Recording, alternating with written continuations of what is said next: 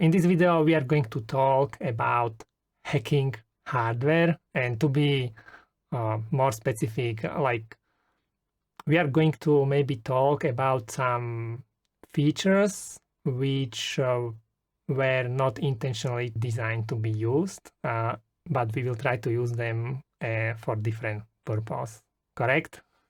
Definitely. Yeah, absolutely. I mean, I think that's actually a really good description of what hacking is. Like what hacking is to me, it's really just taking a system, any system, right? It doesn't have to be a computer. It could be a lock or whatever it may be, and just using it in a way it wasn't intended to be used. Yeah. So just finding new ways, and that's sometimes for fun and sometimes for profit, and sometimes you can extract secrets and go from there. Okay, so the first one, what I would like to talk about are credit cards or debit cards, because I was very surprised actually what is behind this magnetic strip and how easily it can be emulated. And I think first I would like to mention, now many people, they just use the wireless connection with the card, but I think you still can NFC. use the magnetic strip, correct? So it still Yeah. applies also Yes. today. It does. It's interesting because most people will use the chip or the NFC, the RFID communication, um, and those are much more secure than the magstripe. The magstripe is basically like a fixed password; it never changes. But what's interesting is that the magnetic, the point of sale systems that you actually tap your card on or insert or swipe, if you swipe it, generally you'll get an error back. It'll say something like, "Hey, you can't use this credit card because of this chip, so you must insert the chip or you Oh, must tap really? NFC." I didn't know that. Yeah, so that's only if your card has a chip on it. So if it doesn't have the chip, then it's backwards compatible. So the idea is that we can move to this better technology and still support the older cards.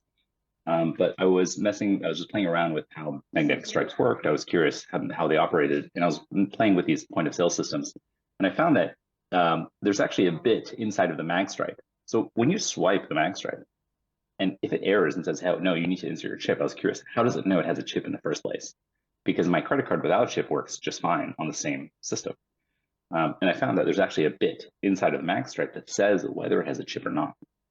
So you can flip that bit from a 1 to a 0, and there's an integrity check as well. So like a CRC, like a checksum, you recalculate the checksum, and you can encode that on a credit card, or you can actually use electromagnets. We'll talk about that in a sec. And then you can tell the point of sale system, no, there's no chip on this, and it will accept it. And what's Oh, incredible of that, interesting. yeah, go ahead. So Yeah, you so basically trick it, like, mhm. and then you can use any other magnetic replacement to actually use this card. Yeah, so what's crazy, I mean, it's crazy for a couple of reasons. For one, now that's obviously your card that you have, but that means you can also potentially take other cards, right? Or let's say you got a credit card online, like you found it, if you're a malicious actor and you're stealing credit card numbers, well, you can actually grab one online and then use it. And even though it was a chip card or a PIN or it has an NFC, you've now disabled that. The same thing is true for the PIN. So in certain countries, like in the US, we don't use PINs for credit cards. We do for ATM, but not for standard credit cards, also known as EMV, EuroPay, MasterCard, Visa. But some other countries do. I think they do in Europe. And you can disable the PIN. You can there's some very interesting attacks there. And yeah, I was also curious. I was curious, are they actually mag stripes? And I worked on this project. This was many years ago. Called MagSpoof, and it's a very, very basic electronic device. So this is really I'll go down to, actually, I took my credit card here and I dipped it inside of inside of iron oxide, so just ferrous particles, and you could see it actually uh, sticks to the little magnetic poles inside the mag stripe, and we can actually read off the thin numbers are 0 and the thicker ones are 1. So we can actually read off the ones and zeros. And here you can see the first 8 digits of my credit card in binary. So I'm just pulling it off here. And then you can see this is the front picture of my card, 42668413, which matches this. So just with the naked eye, right? I just took the picture. And the device is super simple. So I'll just pull up the schematic. It's an AT Tiny, any microcontroller. It's not important what's driving it. but all I'm doing is driving an H-bridge here, or a motor driver. So that motor driver, I then just connect an inductor. So we just wrap up a coil, and that is now an electromagnet, right? All we've done is create an electromagnet that we're driving high or low, or excuse me, a positive or negative voltage. But because the mag read head in the point of sale system is actually reading the magnetic field, well, that's now you're actually just reading whatever data you're sending over that pin, right, to your motor driver. So instead of driving a motor, you're driving an inductor, or this electromagnet. And now, if you put that device up to a point of sale system, the field is so strong that it thinks that you're swiping a card. And now, the beginning of the card, and we can actually look at how that works. If we look at the end of the card, this is a preamble. So, if you're doing RF, for example, you'll often have a preamble, right? 101010, to indicate that you're about to send a message. Same thing happens with mag stripes. So as long as we send 101010 at a relatively static timing, there's some variability allowed, but you always get your timing from these. Then because this is actually kind of like Manchester encoding, you actually see there is space between every bit. So it's very easy to recover timing information. But yeah, now you are literally wirelessly communicating over something that's not intended to be wireless at all, because you're not actually talking to the NFC reader. The NFC, that's 13.65. You're talking to the magnetic reader. You're talking to the magnetic reader, right? This is fully inductive. Interesting. How you come up with these ideas? Like, how do you know it's going to work? You just tested and I mean, this is, I guess it's more just curiosity about different things. So I was curious of trying to get into electronics, and I was so I started doing some Arduino stuff, and then I was like, okay, well, can I make it smaller? So I got into the tinies, and then I started learning about analog electronics. So I got into more analog stuff, which I think is pretty interesting. And I think it started because I had gotten a credit card. I had reported a credit card stolen, and they sent me another one.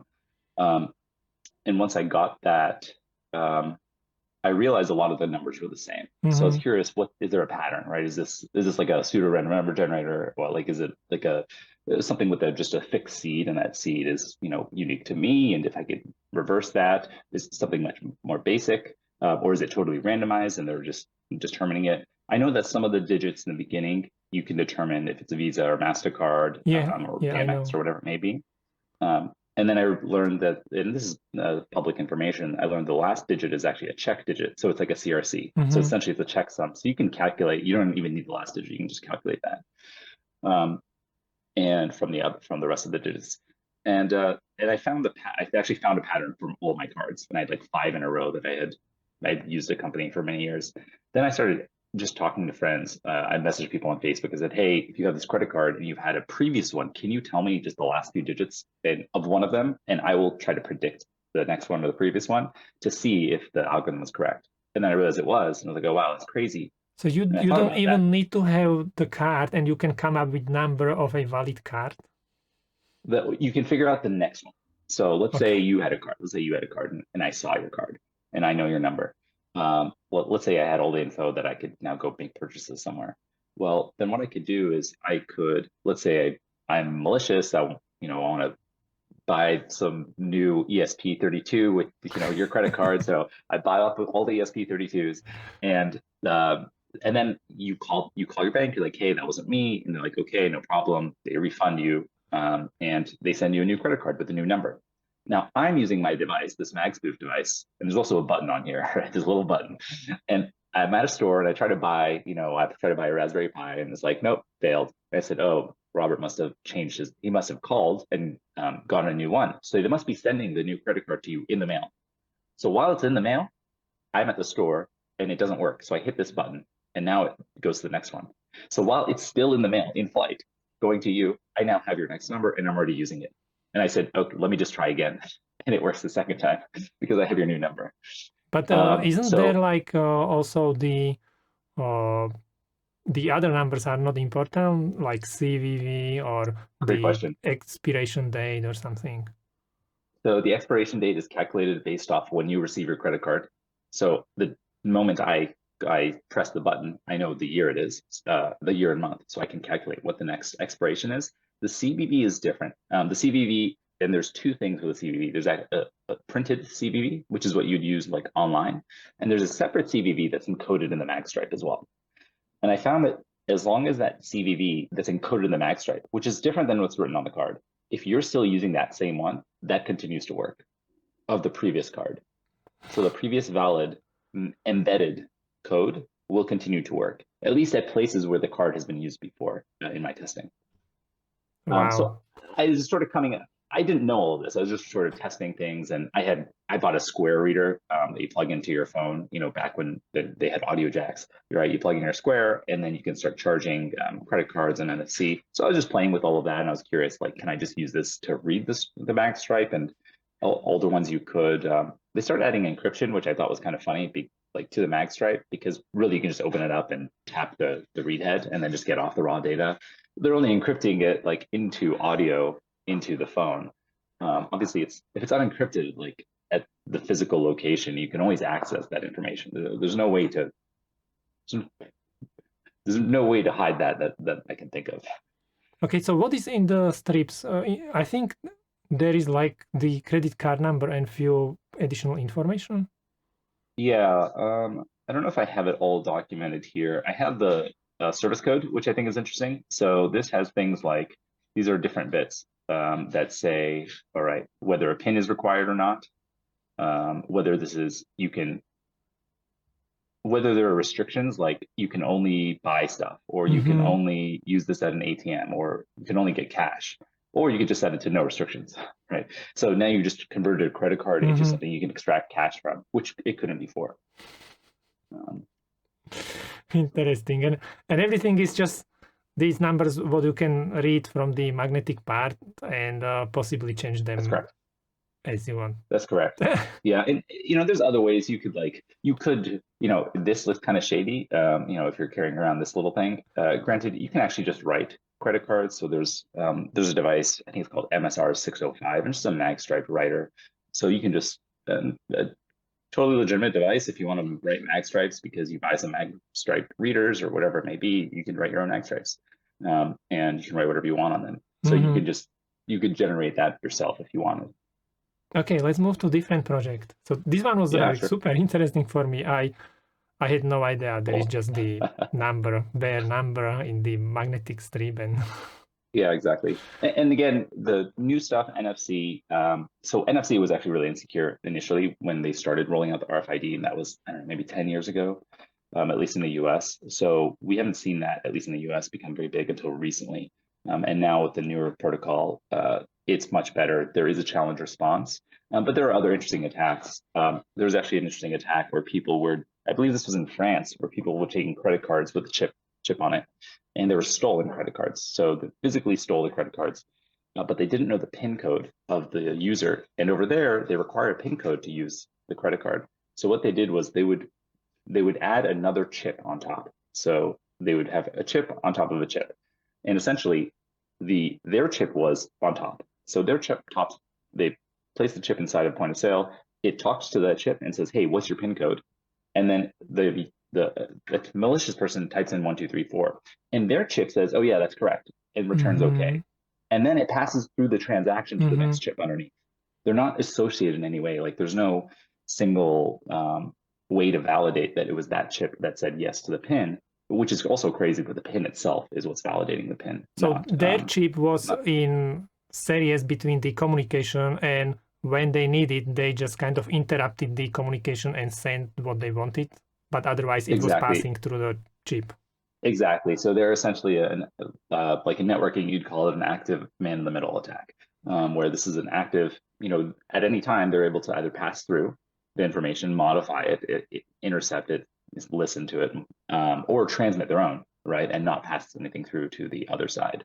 So you're just sort of sitting in between, and you're deciding what you're going to respond to, what you're going to pass through, and that allows you to decouple the PIN code from the authorization, from the credit card authorization. I'm surprised it was so simple. Actually, I would expect there is some encryption between these, not just simple. I mean, even then, like, you should also, I think it's helpful just to question, what does that mean? Like, let's say we do encrypt stuff.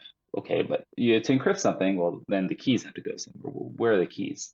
How did that encryption operation work?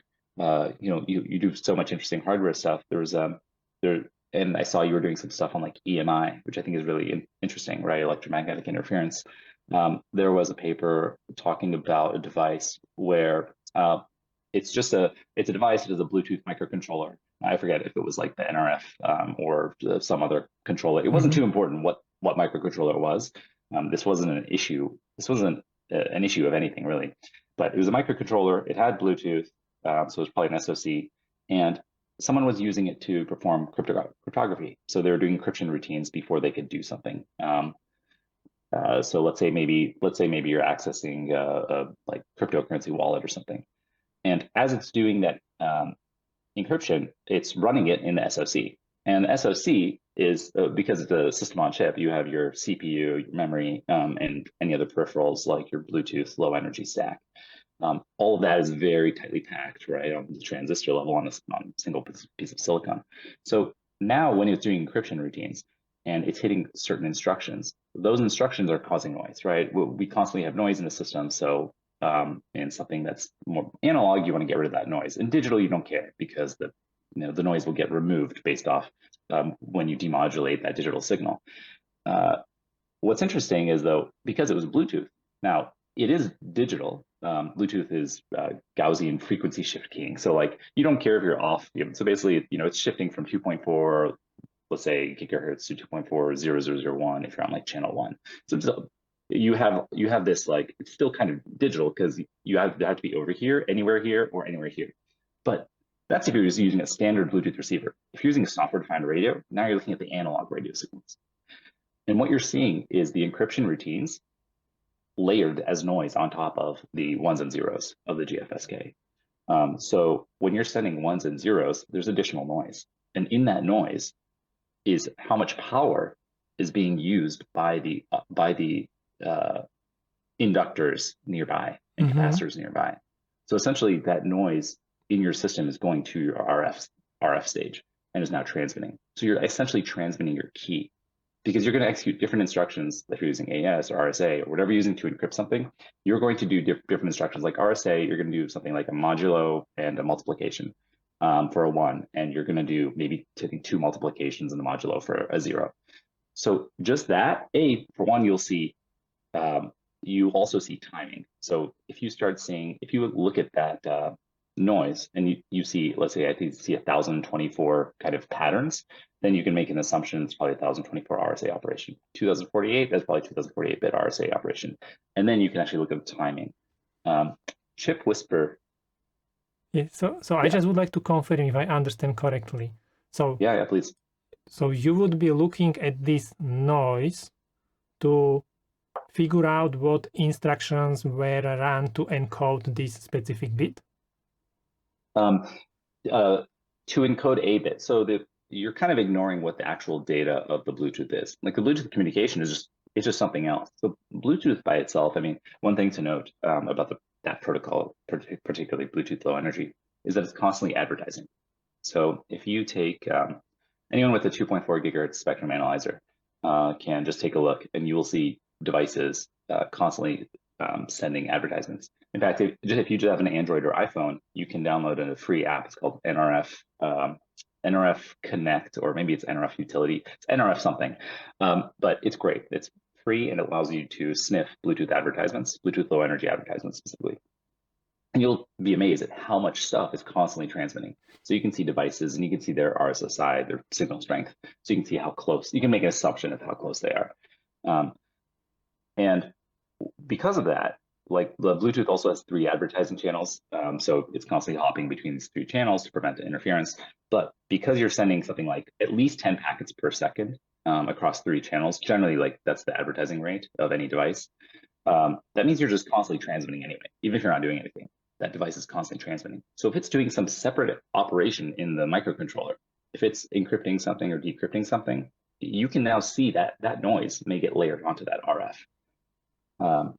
And now, I mean, we could talk about like just that in general. Like, let's just talk about the simple circuit. If you have, we've all heard like the whining in some of our power supplies, right? If you have like a wall wart, some of those make really high pitched sounds that we hear. And that's really from, there's a couple effects, right? There's magneto-restrictive effect and piezoelectric effect. I mean, whenever we have a charged particle moving through a conductor, there's a perpendicular magnetic field. So now you have a magnetic field just moving around everything. And you might think, okay, well, nothing is ferrous. Like there's no iron, there's very little iron, except maybe in my like transformer core or something like that. But it doesn't matter because whenever there is a moving charged particle, if there's another moving charged particle, that also generates a magnetic field. So now you have two magnetic fields and they will feel each other. So two things that were before were not, did not feel any magnetism now do. So if you have, let's say, two copper inductors, and they're both getting current through them, they're both producing magnetic fields, and now they'll actually can move each other.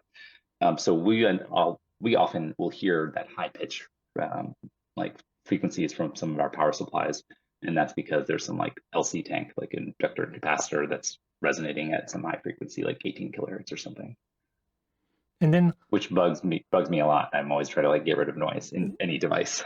we had one board which when you connect it between PC and somewhere else, then there was current flowing through this, and it was like all the time. Okay. Yeah, it's crazy. But I wanted to go back. So even if you see this noise, how can you find out what kind of instructions are executed? Yeah, great question. So you're not necessarily going to know what's happening, but you can look for patterns. So Chip Whisperer is an amazing project. It's by Colin O'Flynn. It has, let's see, he probably has some great examples. So he's designed this hardware and software package that uses FPGA, and he's made some different kits. He has all sorts of other tools that he's created now for other types of fault injection and side channel analysis. And just to review, side channel analysis, all that means is we're looking at information that's information that was not necessarily intended to be leaked. So, for example, that actual noise going on the RF signal, that was unintentional. In fact, the power supply that's whining, when it's whining, it's going to whine if you take a microphone and you listen to it and you put it through a spectrum analyzer. I use software called Isotope RX. It's really nice for looking at this. It's meant for audio, but it's actually just a really nice spectrum analyzer, and audio and RF are the same, right? They're just waves. But also noise is the same.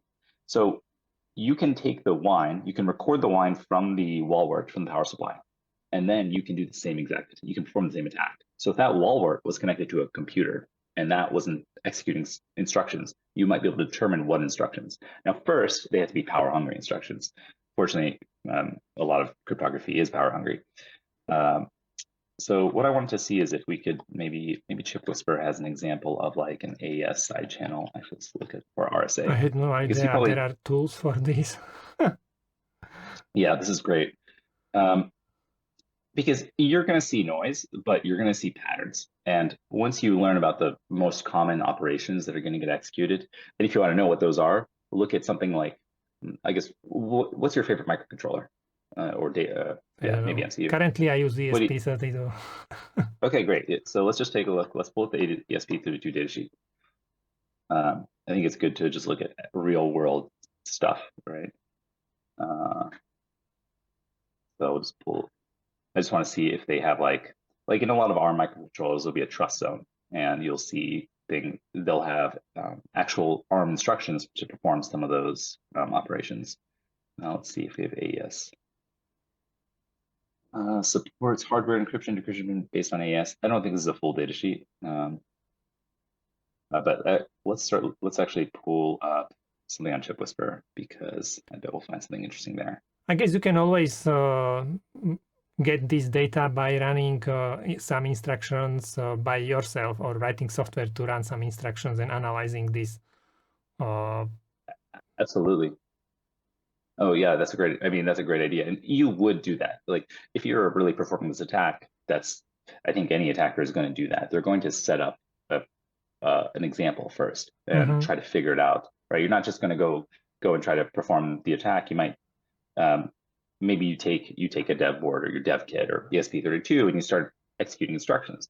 Then you grab your oscilloscope, you just take your probe, and for this, I mean, you can, depending on what you're doing, you might just be able to. Now, if you're looking at RF, you'll need you want like a software-defined radio. Or some way to get the analog signal, right? You don't want to filter, you don't want to demodulate anything because that's where the data is. So you can't just use a Bluetooth receiver. Like your Bluetooth receiver on your computer or phone is going to remove all of the demodulation that happens in hardware. So you can't get the raw IQ samples, which is what you want.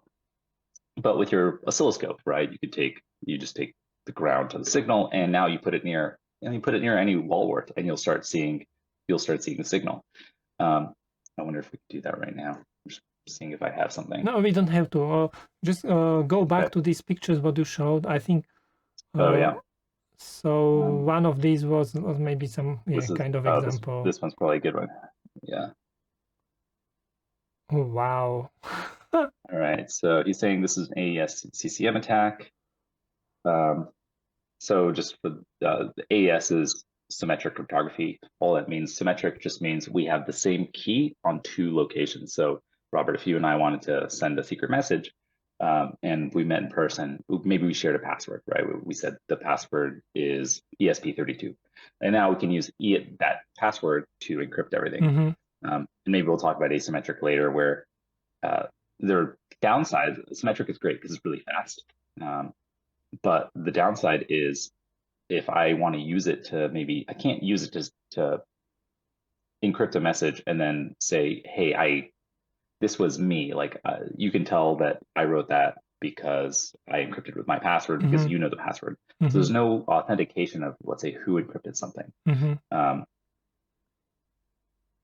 Okay, so this would be the signal, for example, what you would measure or something, and then you can figure out the password from this, or? Yeah, so just looking at this, like the first thing just to look at is there seems to be a pattern, right? There's these large, maybe 3 or 4 sections here, and it seems to be repeating. And now we can just count that, and we'll count like 1, 2, 3, 4, 5, 6, 7, 8, 9, 10. Okay, so there's 10 rounds happening there. So just the fact that there's 10, maybe you know that AES-CCM uses 10 rounds. If you're talking about something like, and within there's a bunch of different instructions being executed. And then I think it's also helpful to like pull up the Wikipedia of whatever it is you're looking at, because then you can probably find, you can see how this correlates with instructions. But your example is great. You can take those instructions yourself. And when I say instructions, I'm just talking about code, right? You can just take code that you're running on the microcontroller, like on your ESP32, just grab some AES library and put that in, and then I'll make little stub functions for each little thing. And now try executing a block and see what happens. And the question is like, there's signals everywhere, there's information everywhere. So these are maybe some of the more, these might be even the more obvious attacks, because these are emanations that are coming. We don't necessarily intend for them to happen. We don't intend for our power supplies to make sound. We don't intend that sound to be related to the amount of power, but it is. And we don't intend for the amount of power to be based off the instruction, but it just happens to be that certain instructions require more transistor logic. So that will use more power and thus produce more noise in various systems. Okay. Right? So that could be. Okay. We can move to the next topic, which is related to this. Cool. And I found it interesting. So you can actually kind of interrupt or damage some of the instructions, for example, to pass or go through password. So we are talking about this a little bit in our call before, but you can explain this. I think it is one of your projects. Is it the glitch sync? Yeah, so I just pulled that up. Glitch sync was an example of a project to do this. So yeah, we talked about side channel analysis, which is really taking information from the environment. And then there's fault injection. And fault injection is doing the opposite. It's injecting information into the environment. Now, and that's pretty interesting because we're saying the environment, like, what does that even mean? Normally, when you're using a device, you're using your phone or something, you're tapping on the screen, or if you're on a computer, you're typing on the keyboard, or you're plugged into, you're using the mouse or something. But you can inject information other ways. So you can inject information by temperature. There was an attack many years ago. It's called the cold boot attack. And if you have a laptop or computer and someone signed in, right, they typed in their password to log in, to authenticate, and then they went to lunch and it went to their screensaver where it's now locked again. So you can't unlock it. Well, the password's still in memory, but in RAM, but that RAM is actually volatile. If an attacker comes and pulls out the memory, it will, those memory is really just a grid of capacitors, and those capacitors, if there's nothing attached, then they'll equalize, the voltage will equalize, and you lose that information.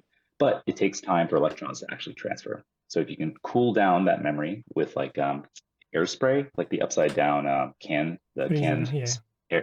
air or whatever it is, it's not air, but whatever that stuff is, then you can cool down memory enough that you can then pull it out of the system that's locked, put it into another system that just reads your SODIMM memory stick and then extracts all the memory because it's simple communication. And then you can look for the password in that memory, and you have about a minute. So you went from less than a second of volatility to a minute of time to do that.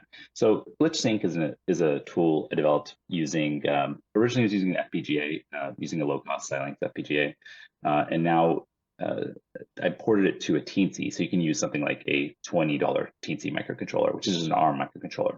It uses assembly for some of the timing, for some of the high timing stuff. And what it does is it performs voltage glitching. And what that means is, let's say you have, let's talk about a lock, like a door lock, electronic door lock. These door locks will have, if they run out of battery, like in hotels, for example, they'll always have batteries inside. And on the front, if they run out of battery and you can't get in, they need a way to get in. So there is a way where you can access the power and you can also access data. So there's actually like a USB or a UART, but that's protected. So that can actually get you access to the microcontroller. And now most microcontrollers, they'll have some debug functionality. They'll have a SWD or JTAG or something, whatever it may be. So assuming you know what you're attacking, the device, and let's say often that will be tied to the debug lines. But if you're doing something in production, like if you're developing something, you develop on your ESP32 and you run it, execute, everything's great. But when you go to production, you might want to like lock the firmware and prevent people from debugging and then being able to extract firmware, because often in firmware you might have secrets like secret keys. You also don't want people executing instructions, because if it's a physical lock, you don't want someone just saying, hey, trigger the GPIO2, which is tied to the solenoid, which would unlock the physical door. So you want to expose those pins, but you don't want other people to be able to access it. So you disable that. And maybe you can set a password so that you can add debug if you ever want. But most microcontrollers have a way that you can enable like bootloader protection. And what's interesting about that is that now the bootloader, when it starts up, the chip resets, it starts up or powers up. It goes to reset at address 0, and then it starts up. It runs the bootloader code, and that's built in. That might be a ROM, that might be from the factory, that could be also flashed in firmware. And that bootloader starts executing instructions, and it's just going based off the clock. Now, at one point, it's going to say, am I in production? Is that flag enabled, that protection flag? And if that protection flag is enabled, it's going to take that flag from an eFuse, and it's going to put that into a CPU register. Because all instructions at the end of the day are actually getting executed off of those registers. So you're constantly taking memory into the CPU registers and out, and then back into your actual memory. But if there's not enough voltage for a moment to get that bit of production from one into the eFuse, into the CPU register, then it won't. It will think it did, but it won't. Now, the way to do this is you can bring the voltage level down. So let's say you plug into this device, and you now bring the voltage level down. So you're at 3.3, and just start bringing it down, down, down, down, down until you see a reset on, say, those like SWD lines that you have access to. As soon as you see a reset, you're now at basically the brink of the chip even working properly, and you keep it there. And now you can use a high-speed mux. So you have a multiplexer, and this is now your voltage goes to your mux, and you have a secondary voltage, and that's slightly below. That's kind of like near the reset. It doesn't go down to the reset, it's just like slightly below. Basically not enough that bits can go into the CPU registers. And now you reset the chip starts up. At the first instruction, you pull the voltage down just a little bit, just for that time, for that 10 nanoseconds or 20 nanoseconds for the instruction, and then you bring it up. And then you attempt to go into SWD. And if it fails, which it will, then you reset the chip and you do this again in a loop. You automate this. So the second instruction, it waits for one instruction in time, and then it goes down for an instruction, and then does the process again until you wait 10,000 instructions, and then you go down for one instruction, and then you go back up, and now this time SWD worked. You actually were able to access. So you found the instruction which is checking, for example, this specific bit. You're not checking the bit. All you're doing is you're bringing the voltage slightly lower than the system likes for the width, for the time that an instruction takes. Yeah. So if you see a 16 megahertz clock, then you take 1/16 million, and that's how long you take your. So you kind of damage this instruction. Exactly. So that's a method of fault injection. This is specifically called voltage glitching. You could do something like clock glitching, where you actually take the clock, and it takes time for all the transistors to actually execute their cycles. So if you have, and that's why there are maximum speeds to a system generally. So you can actually attach the clock, and if you bring the clock, like let's say everything occurs on the rising edge of the clock. Well, you do the rising edge, and then you can quickly bring it down and do another rising edge immediately after, without giving it enough time that it would normally require. And now it's on to the next instruction. So you've already gone to the next instruction, but the previous instruction has not had time to finish executing. And if it's doing the same thing, it's trying to access, hey, am I in production? I move that one to a register, like an MOV instruction. It doesn't have time to execute. Mm-hmm. So it's still 0. So basically you kind of increase the counter, or PC counter, I think it's called now, without actually finishing the instruction which was executed before. Yeah, exactly. Your counter increases, and this is just another way, and there's probably many other ways. A few people are looking into different methods of attack, and there's also counter methods, right? There are people are trying to make more secure chips. The standard stuff that you and I would use on a daily basis are not going to have great security. They're not meant to do that, even though their data sheets will have sections. The ATmega will have something. Most microcontrollers will have some type of protection mechanism here, but they're not. It just depends on what your product is, because if you want something more secure, it's going to cost. It's more development time. It's more understanding of the actual implications and what the different security attacks are. If you're going to use like actual secure elements, which will do more to protect than prevent these types of attacks, like there's now more and more systems are trying to detect these types of attacks. They might do like a brownout, right? They'll try to say, okay, well, I detected low voltage, so I want a brownout. But then you could get more advanced. I mean, you can remove the epoxy from your chip. Like if you're trying to do a real attack, you can take the IC, whatever it is, the ESP32, put it in nitric acid, get down to the silicon, and you can still run it, but now you have access to the silicon. Mm-hmm. So you could actually now talk to you can probe different areas, and you can give different voltages to different areas. I haven't played with that, but that would be interesting, because really your brownout detection circuit, which is looking for a lower voltage and saying, okay, if I get a low voltage, I'm going to reset. You might be able to electrically separate that from another section.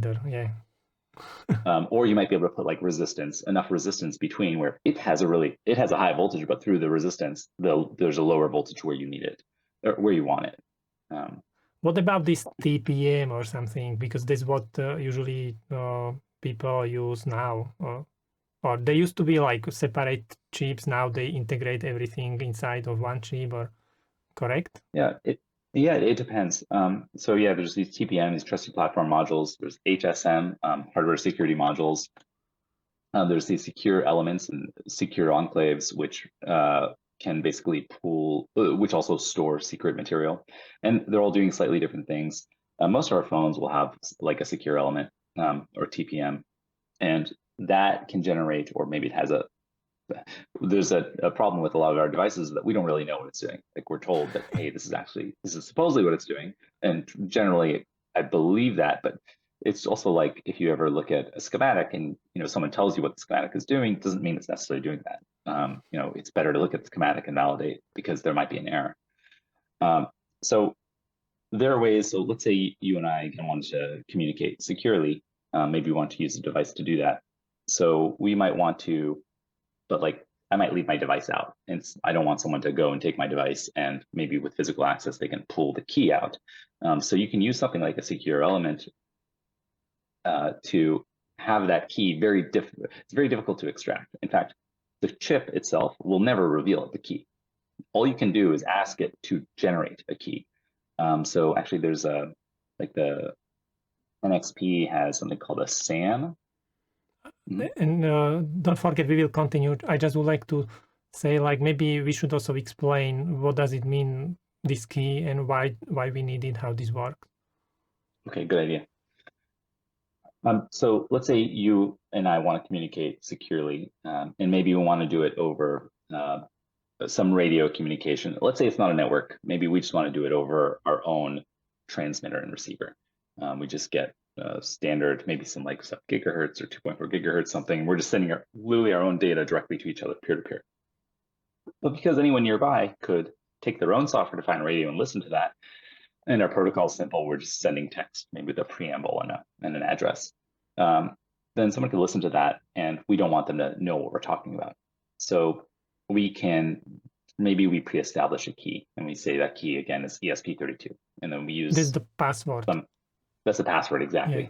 And then we use some symmetric algorithm like AES, and that encrypts it. And then we need to use some other block cipher that so that we're not using the same key. Because if I say hi and I encrypt that with ESP32 today, and then tomorrow I say hi and we encrypt it with the same password, the result will be the same. So you don't want that, because that by itself reveals information. That was partially how the Enigma machine was cracked, because they saw the same information.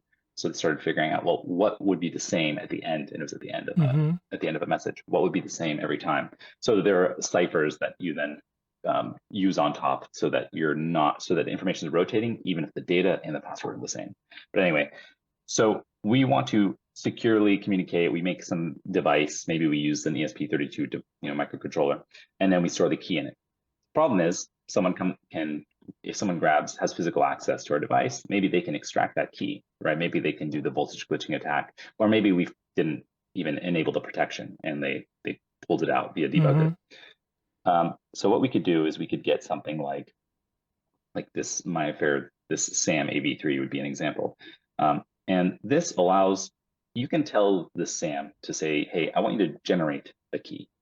And it will generate a public-private key pair. Now, this is a little different in that, well, let's just go with symmetric because it's simpler. So we'll tell it, hey, we want you to generate a key, and it will never reveal the key. You can never get the key out of it, but you can have it perform operations. So you call it an oracle.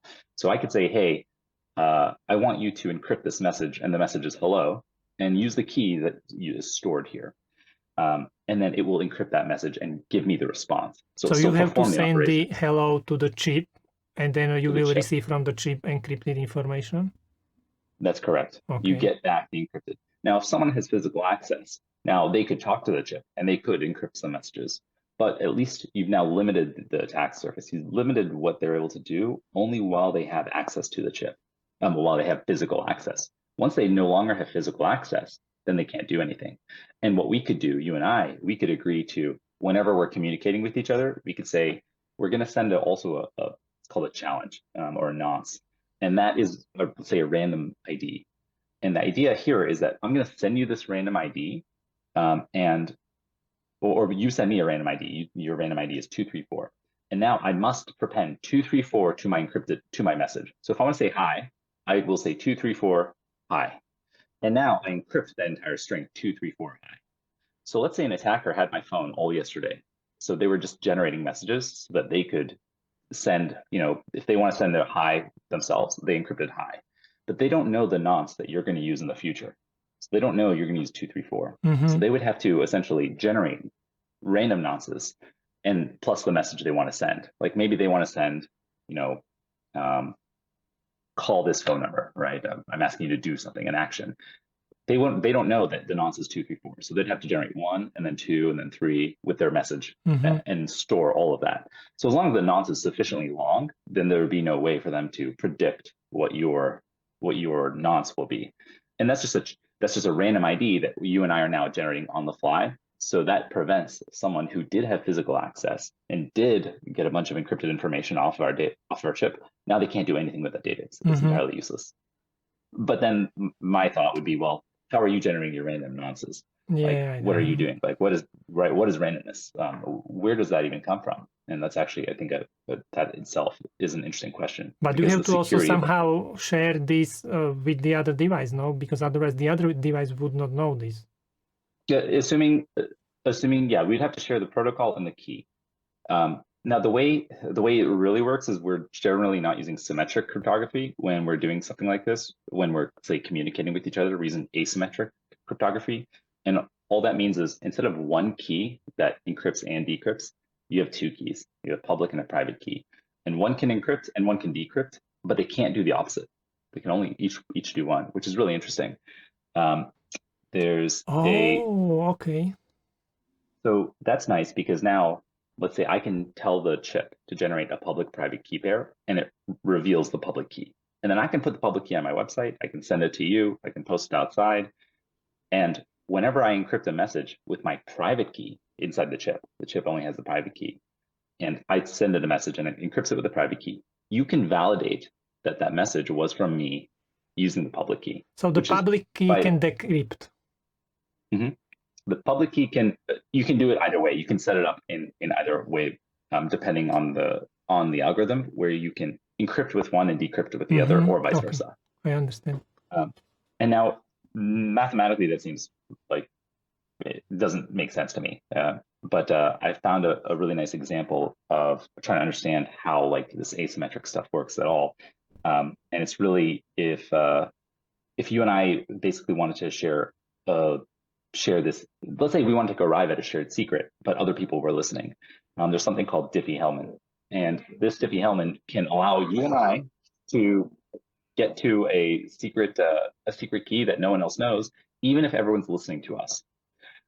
So really quickly, if you come up with a color of paint, just any color of paint, but you don't tell me, and I come up with a color of paint and I don't tell anyone, and then we agree on a color of paint, and let's say that third color of paint is white. So we just have a white color of paint. I don't know if you can draw on the Zoom or not. Maybe there is example on internet somewhere. Yeah, let's see. Paint, Diffie Hellman.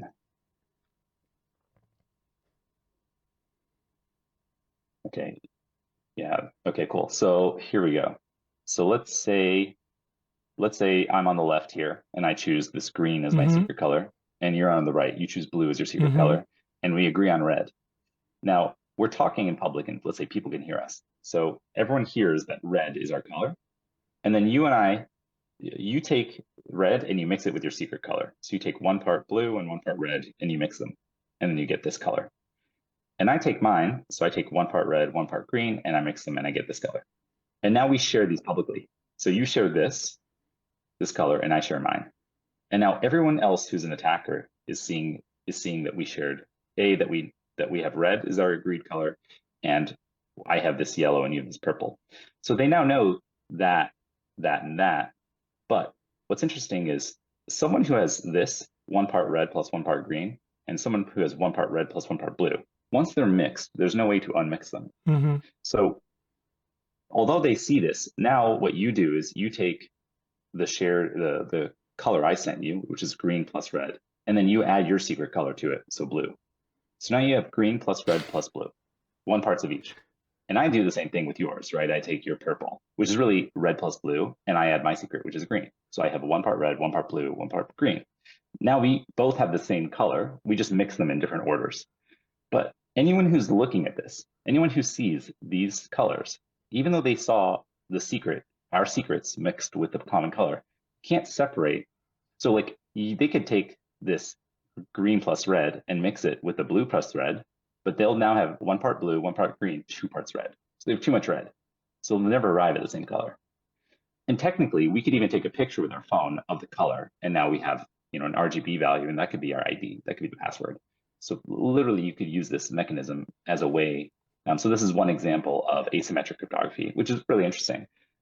It's really neat to be able to. I mean, it really changed how a lot of technology works, because we now have this capability of public and private keys. Okay, we only have like 6 minutes, so let's move to different hardware projects. Which one you like? The Open Sesame? Yeah, that's a fun one. Um, let's see. Actually, let's do this key sweeper. Okay, okay. Um, this was interesting. So this was maybe a combo RF project. Um, this is basically an Arduino-based device, and it sits inside of a wall charger. So this is actually just a legitimate wall charger that takes the AC and converts to 5 volts, so you can charge your USB device. But inside is, let's see, this was, I think, an Arduino micro, I think it's 18 mega 328p, and an NRF24L01 plus. So I'm not sure how many people have used this chip, but this is a sub gigahertz. I'm sorry, no, it's 2.4 gigahertz transceiver. It doesn't do Bluetooth or Wi-Fi. It does do GFSK, and it does allow you to talk on the Bluetooth low energy channels, but it just is not fast enough to communicate on this protocol. So, but it does allow proprietary communication, so you can just talk to other devices. And then this is the actual charger, and this is a Fona board, Fona. So this is from Adafruit, and this allows you to put a SIM card, a 2G SIM chip in, and then communicate over the cell phone network.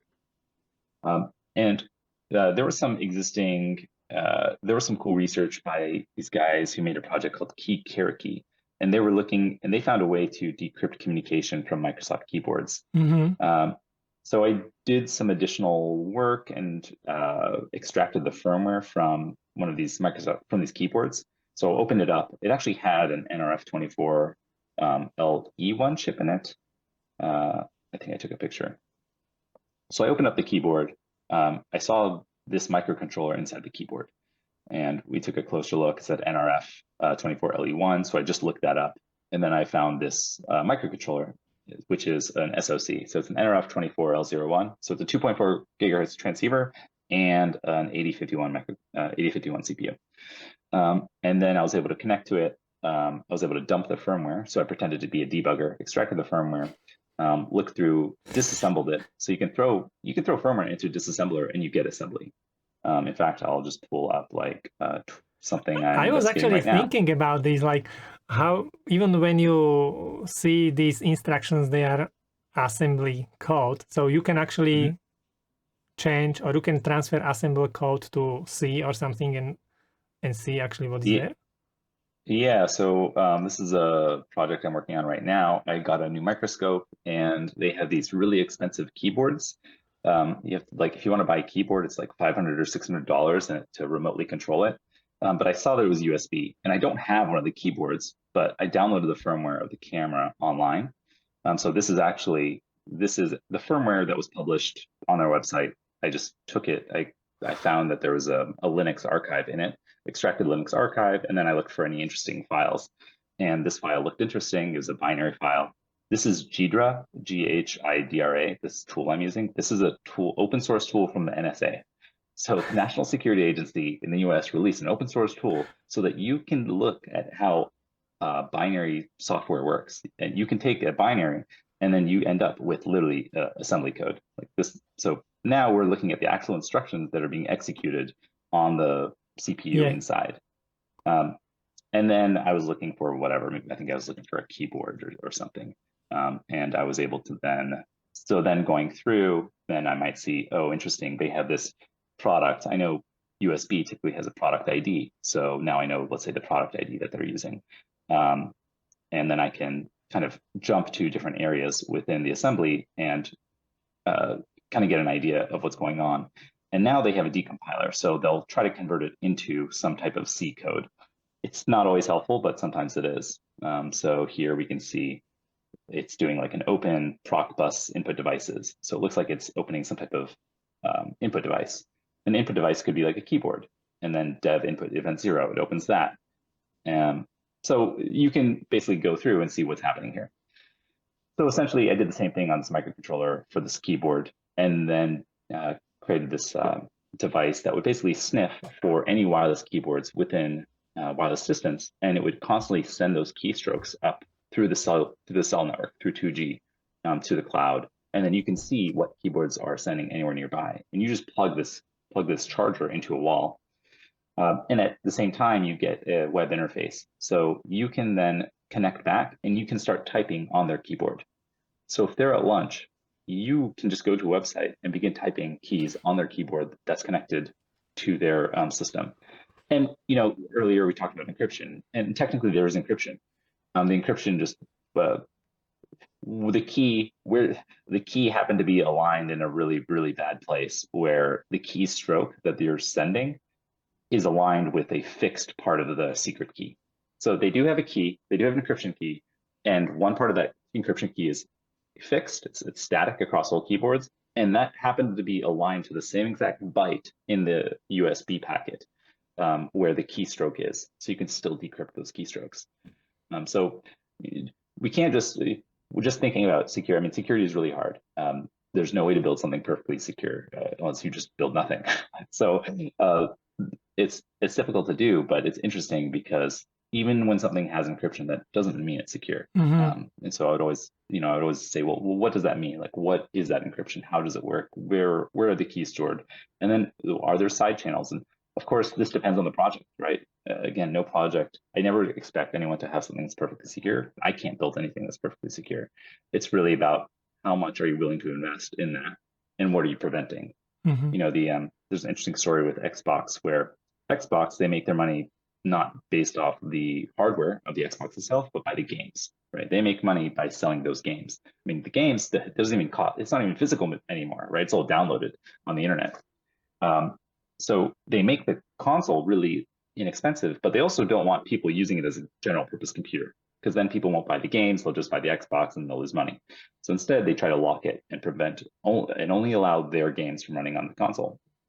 And for a while, people did similar attacks. They would open the device up, they would look at all the chips, they would try to extract any firmware or boot ROMs that were in any of these.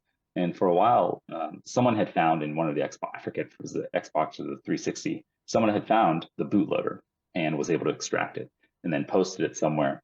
And for, I think, weeks or maybe months, a bunch of reverse engineers worked on trying to understand what was happening, basically going through assembly instructions like this and trying to figure out what's going on, which can take a while. And ultimately, when they went through, it took them, I think, at least weeks, and they realized that it wasn't the real bootloader. It was actually a red herring. So Microsoft had put in this extra data so that people trying to attack it would find it and then basically waste months of their time trying to understand what was happening. And they're looking at the totally wrong thing. It was intentionally just to waste their time, so that they're now basically maximizing their profits, which there's nothing wrong with. Right? There's nothing wrong with what they're doing. I also don't think there's anything wrong with the other side looking at the things they buy. Right? When I buy an Xbox and I open it up, I bought it. I believe I should own it, and I believe I should be able to do what I want to the device and everything inside. So I think there's nothing wrong with that as well. But I thought that was just a really funny and a clever idea from their side. Okay, I have like last question for you. Like, yeah, what motivates you to do all this? Because it must be very time consuming. And so you like puzzles, or you can't sleep when you don't crack it? Yeah, so I think it's a combination. I think I like puzzles, and I learned early on. Maybe I used to do I think I used to have these puzzle books that you'd fill out and you'd solve these puzzles, and those are fun. But when I got a computer and I started learning about some of this stuff, one of the first things I learned about was buffer overflows. How you could basically, a buffer overflow allows you to, let's say someone writes a program and the program says, "What is your name?" and you type in your name. But if you type in your name and it's really, really, really, really long, you're overwriting memory, because you put in too much memory that the program didn't expect, and now you're overwriting basically other memory within the application. And at some point, you get to the program counter, or you get to the instruction pointer. And if you know where that is, you can now type in a number or an address to somewhere else that you typed, somewhere else in the name. And when you do that, then the next instruction will execute and will jump to the location in your name that you pointed to, which can be machine code. So the program asks you your name, and you can type code that gets executed, which just blew my mind. It seemed like this was not only a puzzle that you could solve, but it had application. You could actually do something with it. I can make a program that was meant to say, "Happy birthday, Robert," and I can make it extract or share all of the files on your computer, right? You can go from something very, very simple and something meant to be a DOSable application, and now it can give you full access to everything, right? To every piece of hardware that software has access to. And when you're writing a program, you typically have access to everything, right? You can open from your file system, you can talk to the network, you can talk to other machines on your network, you can reach the speakers, you can enable the microphone, you can enable the camera, right? And all you're trying to do is write maybe a simple happy birthday application. So I think that that just seems really powerful, and that just became really intoxicating. Thank you so much, Samy. You have many other projects, so if people are interested in this kind of topic, they can go on your website, and I had the list of all the kind of projects what I wanted to talk about today, but sorry, there is not enough time for everything. So thank you very much again. Awesome, thanks, Robert. I appreciate it. And that's everything. Thank you very much for watching this video. By the way, we are preparing some very interesting tutorials, so if you don't want to miss them, hit the subscribe button. If you want, you can also check out our FedDevel online courses, where you will find everything important from basic board design up to advanced hardware design and PCB layout. The link is in the description. That's all for this video. Thank you again. Don't forget to leave your comments, and see you next time. Bye.